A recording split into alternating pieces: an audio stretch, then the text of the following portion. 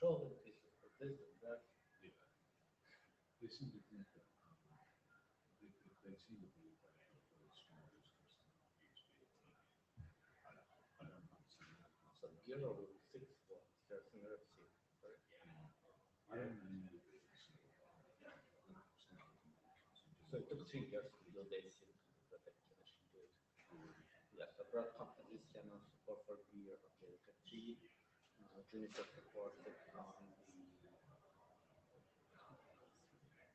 the PDX platform.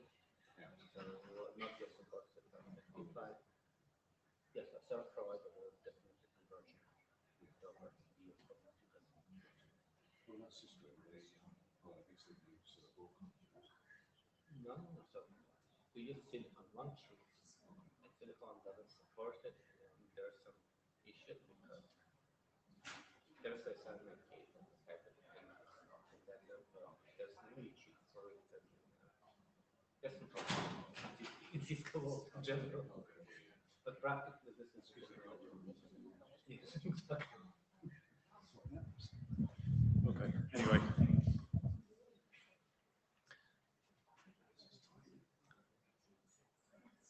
It's time to start. So welcome to Brisbane, IETF 119 Rift session. And not well, so make sure you're familiar with IETF terms, your contribution. There's a number of documents that describe how information is used by IETF. So before participating, between sharing any information, please make sure you're familiar with the terms.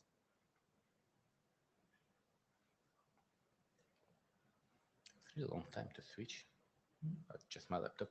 Yeah, so agenda for today, Jordan will provide update on the base specification that's about to go towards ASG, and thanks our AD for putting a lot of hours of hard work into making the document better. And then we will discuss updated charter. I think we can just go to his. Yes, a working group update. We are ready for ASG, we believe. So applicability statement, Young model, which were in initial charter, are pretty much ready. And again, Young model is still in idea evaluation. We hope it to be really soon. And we can come back to the charter. Yeah. Okay. So let's share.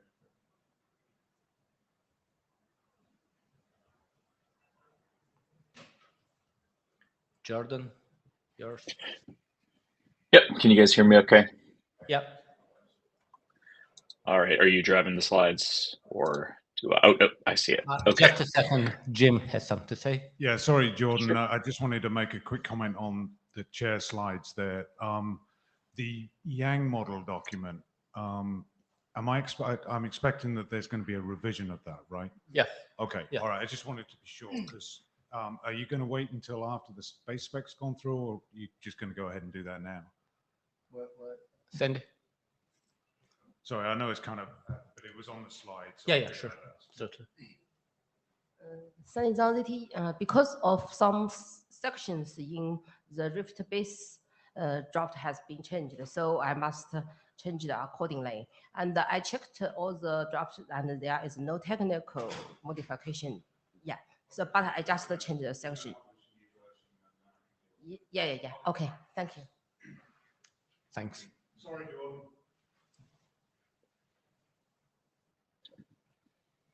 Oh, no worries.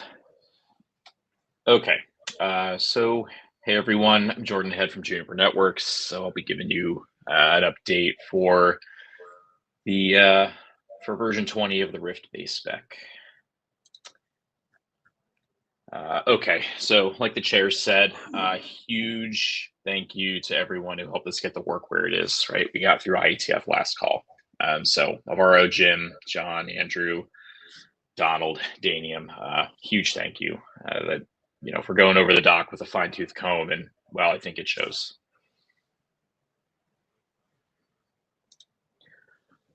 Okay, I'm going to be a little bit verbose, maybe even a little bit boring, but I thought it was quite important to specifically acknowledge a lot of the AD and reviewer comments and suggestions given the milestone we've just hit.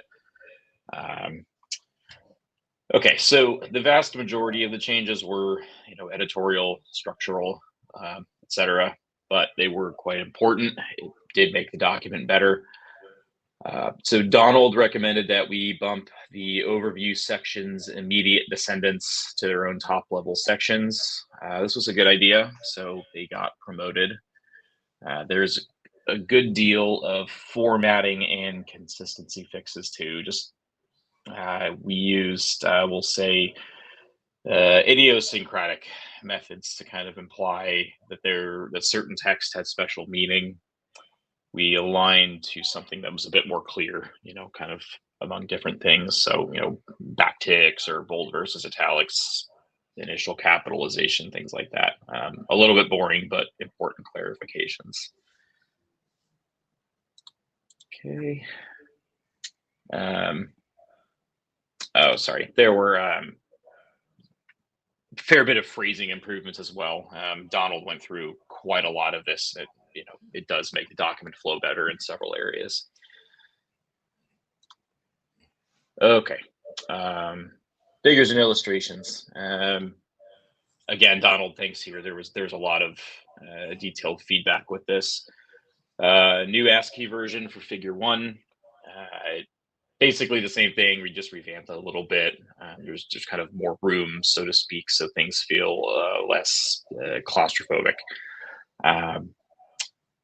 Another minor thing, there was some inconsistencies between using at or via for different node reachability information. So we kind of converged on at there. We actually removed one of the SVGs for the security model. We had to edit it for part of another change, and really the ASCII does just fine for both formats. We're not really gaining much with the SVG. Figure 8, which is actually we had kind of the symbol for degrees in there, didn't really play well with certain formats, so we just spelled it out. And then east and west was reversed too. Pretty important for a protocol that's so dependent on direction. Okay, so there was some IETF tool challenges as well.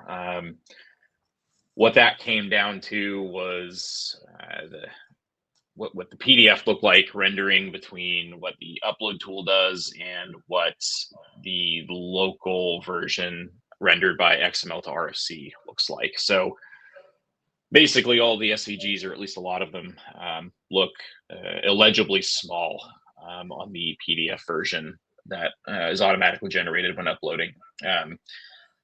Fixing the IETF tools isn't really part of our charter, but we can. Donald basically pointed out that the PDF is not all that great, but what I think we can do is basically just have the chairs manually upload the locally generated copy of the document because the sizing is appropriate there. Anyway, continuing on, we also have made several mentions of northern view or southern view with respect to fabric, with respect to fabric descriptions and things like that. A couple of viewers got confused, so we rightfully changed it and added some text to clarify. It's basically northern view means from the top down and southern view means from the leaf up.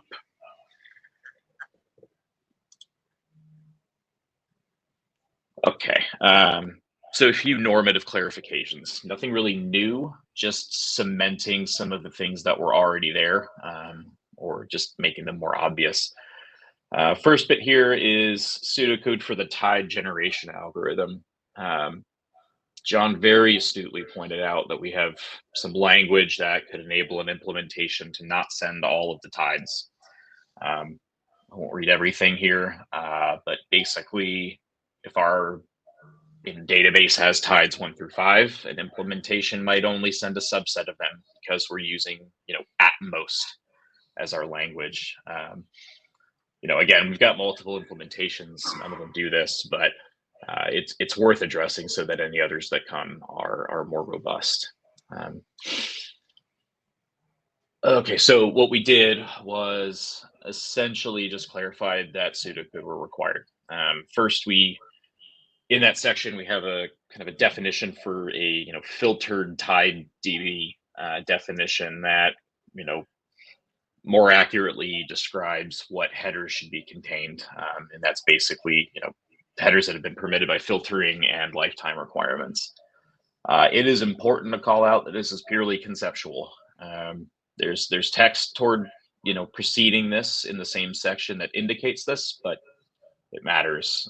We don't need to be looking for this construct in implementation. So with that definition, we tweaked the headers definition just a little bit, and basically, where we said at most, we can now say exactly the number of tides represented by that filtered tide DB, starting from next tide ID and so forth. Unless, of course, it's less, in which case we send everything. And then there's just a bit of language that kind of says, hey, we'll go into a loop, and even if there's no tides, or even if there's nothing, that we'll send you an empty tide, so we don't break synchronization or anything like that. Okay. Next bit, we have to clarify a little bit about attaching prefixes. For context, we talk about this rule of inheritance. This is basically during next hop computation for negative disaggregation. Basically, it says that the next hop adjacencies for a negative prefix are inherited from the longer positive prefix that aggregates it. Both items here were simply, they were lowercase musts before. They should have been normative to begin with. We just fixed it. Okay. Okay, so tie processing, similar thing here. Previously, it was just lowercase, should have been normative. We simply made it normative. This is just so that other nodes in the network don't cause ties to expire early. Okay, new acronym for everybody. So RAIN, or the Rift Adjacency Inrush Notification, is what we use to prevent flooding inrush. It might sound like new functionality. It's not. John pointed out that we were using the ECN acronym, but obviously that is something that's already in use. So we came up with a new one. We quite like it. But for this one, ultimately, normative wise, it's just another case where we need to go from should to should, normative should. Sorry.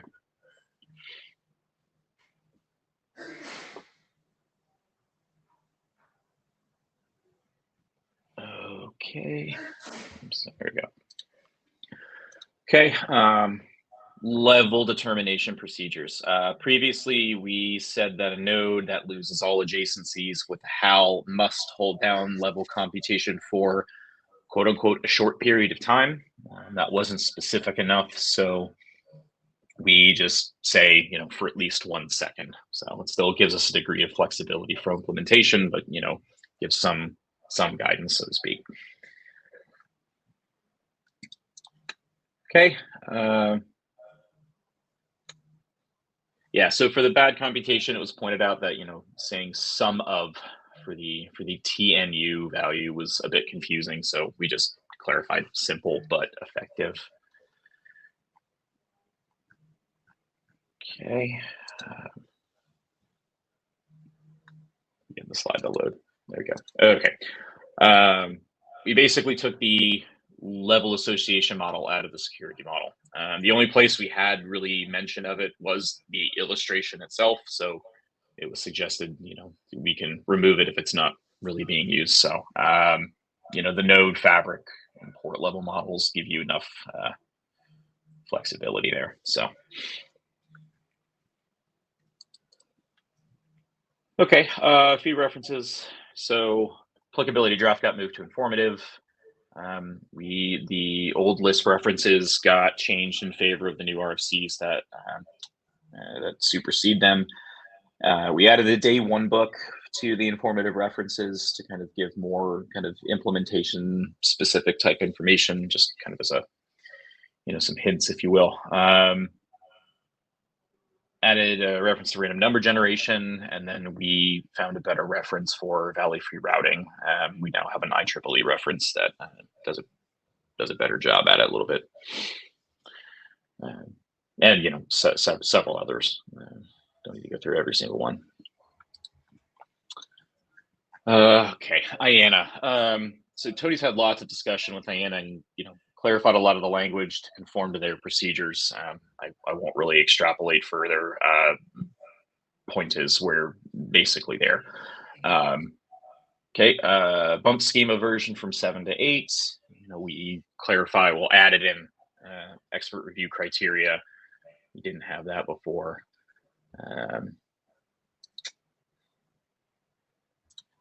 Okay, so what's next? So we will be publishing 21 once the upload tool's open again. It basically addresses comments from IANA, minor stuff. We will be re-adding Alan Carr as a co-author.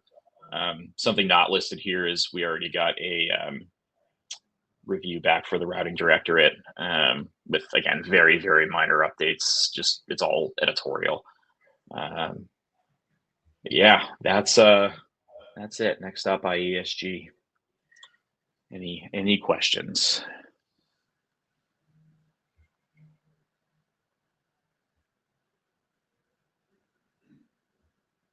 Great. Chairs, I think it's all you. Jordan, thanks. Great work. Thanks for your persistency, and I mean, readability has been improving with each touch. Really good work. No, thanks. So let's go to Richard Trink. Yeah. Let me pull up the- Tech is driving my computer crazy.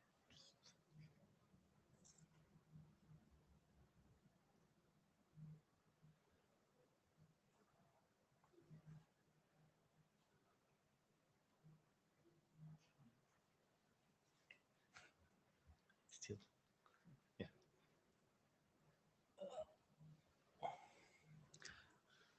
So we would like to discuss new charter with you. We come up with, it's mostly to encompass existing new work. So now, it's formally in charter of the working group. So we started with kind of basic spec, YAML model applicability statement. Those are the additions that are already in working group. So we would like to explicitly include them. It's a key value store, segment routing, leaf-ring topologies, policy guided prefixes, multicast, and Dragonfly. So Dragonfly is most recent work. Tony is in line. We'll get him to talk soon. And using Reef for zero-touch provisioning. This could be ISS, flag reduction or reflection, actually. EVPN overlay, potentially some new work. And at least among small group, we'll discuss it more probably next meeting. We would like to start looking into how unique properties of Reef could be used in the IML clusters. Tony. Yes, the multicast is very closely related, I think, to possible work we could do on in-network computation, right? Which right now is IML, but it's a more generic concept where you basically set up those trees to run MapReduce primitives. A suggestion.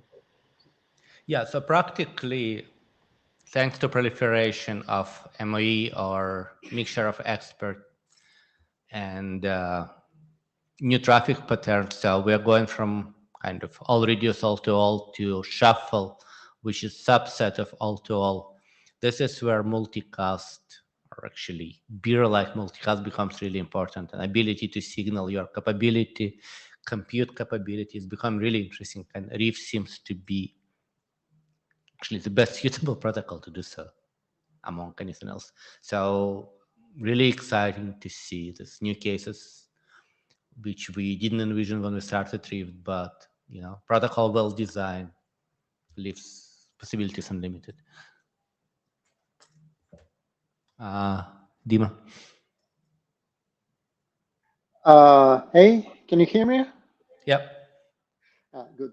So, just to add regarding the previous topic and multicast and everything else, if you are talking about AI and ML and so on, maybe it makes sense to explicitly talk about support for some subset of collective operations, because that's what it's really about. I mean, when we are saying multicast, people usually bring a lot of historical baggage, what they think about it, and here it's significantly different from what we usually mean by multicast in IP networks. Yeah, there's something to it. Usually we see multicast as something between unicast and broadcast, right? So, but we could be more specific about exact meaning and how we are trying to use this. I agree with you. Yeah, thanks.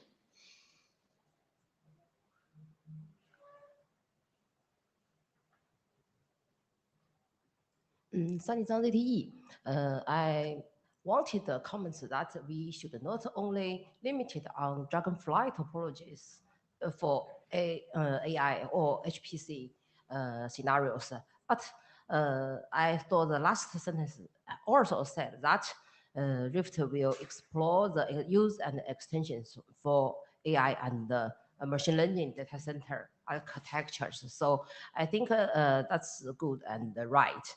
And I think that we may consider some deploy report or something else for the guidance for the user, because some operators are is thinking that if he should use Rift in their network, so if there is some deployment guidance or something else, they will very welcome for it. Yeah. So especially from users' perspective, we always invite collaboration and new ideas here. And again, Rift has a number of absolutely unique characteristics that no other routing protocol can provide, and seem to be really, really suitable to be used in backend networks. Yeah. So, thanks. So we would like kind of formal approval of working group with regards to new charter. So if there's no disagreement, so probably we can run the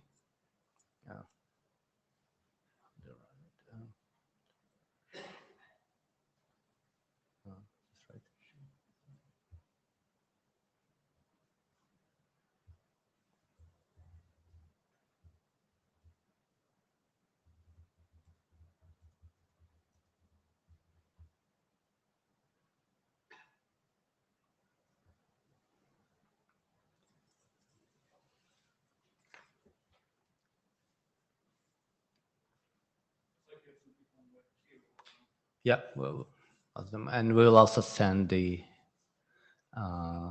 similar request to the mailing list, obviously. Not everyone is here or with us.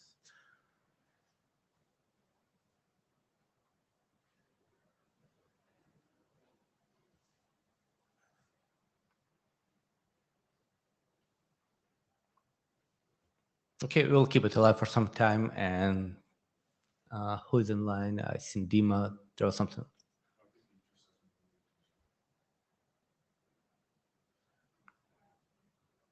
Okay, so anyway, we see support here. We also send a charter to the list. So who was on the? Withdraw. The queues. Oh, okay, the queue is empty. So this is pretty much all we had to share with you this meeting.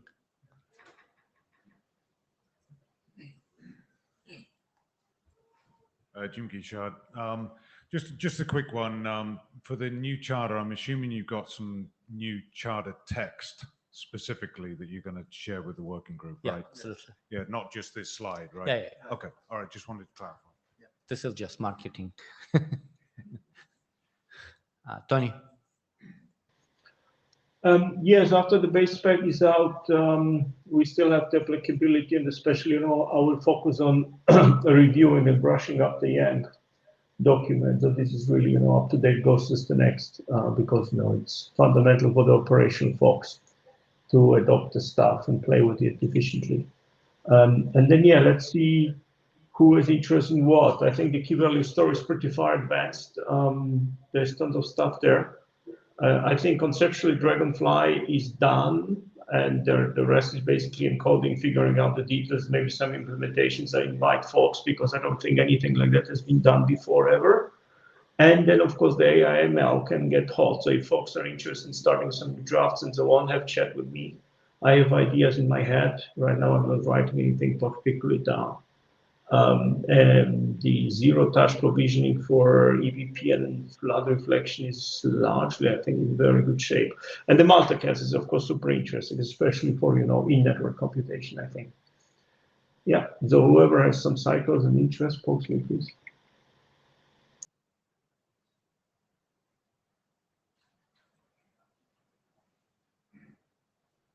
So Jim Guichard again. Hey, Tony, it makes me think, actually, I wonder, as part of this process, we can get some kind of prioritization on these different elements as well from the working group, because, I'm looking at it that's quite a chunk of change right there.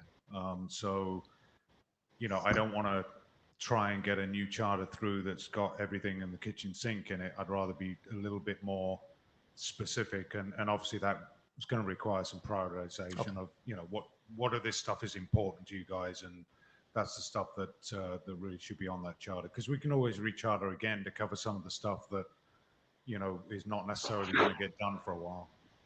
Makes sense. Hey, Jim. Well, the kitchen sink is how the game is played. We all know that, right? And then, well, it's cat herding, right? Whoever brings the energy and works on draft, that's what will happen. So it's hard for me, and especially if people, folks, operational folks who want to use that, come and push. That's where the energy will go.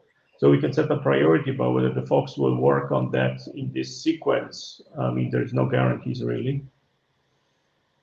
That's my view.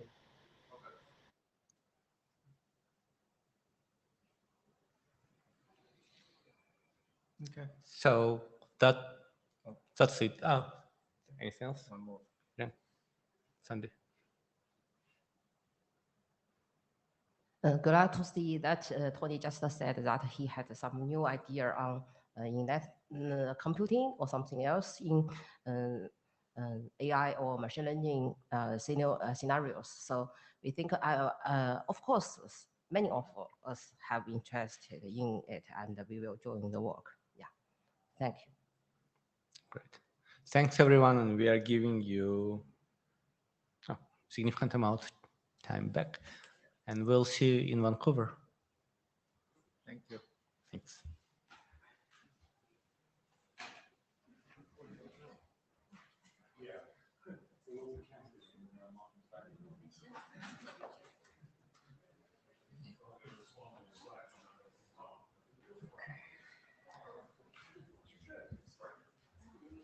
Don't forget to return.